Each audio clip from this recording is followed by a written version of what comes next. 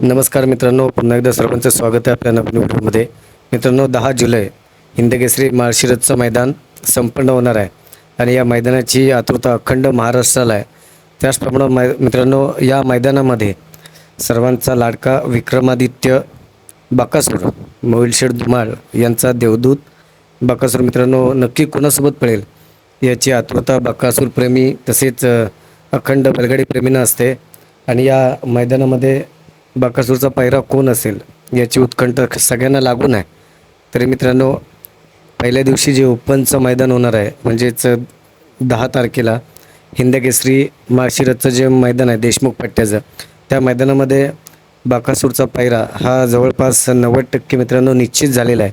आणि तो पायरा आहे तो म्हणजे शाहिदबाई नातेपुते यांचा हिंदकेसरी सचिन आणि बकासूर मित्रांनो या मैदानामध्ये पळण्याची शक्यता आहे.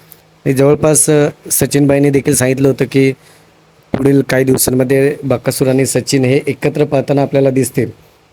आणि मित्रांनो, मोठं मैदान आहे आणि सचिन देखील सध्या चांगल्या फॉर्ममध्ये आहे, त्यामुळं बकासूर आणि सचिन पळण्याची दाट शक्यता आहे. व्हिडिओ आवडल्यास शेअर लाईक